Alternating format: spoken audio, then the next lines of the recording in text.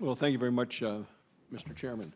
If I could start, Mr. Regan, with a couple of questions. Actually, you know, in 2014, the Senate and Congressional Western Caucus released a report entitled "Washington Gets It Wrong, and the States Get It Right."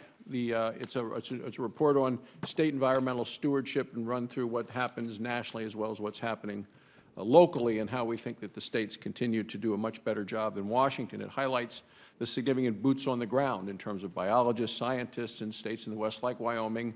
We have nearly 300 people in Wyoming, biologists, scientists, support staff at the Wyoming Game and Fish Department.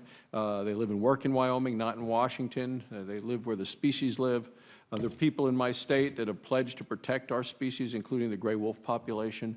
So, you know, I think these dedicated men and women really should be the ones that we should be entrusting to protect Wyoming's wildlife. And could you give me your thoughts on that? Well, certainly, Senator. First of all, good afternoon.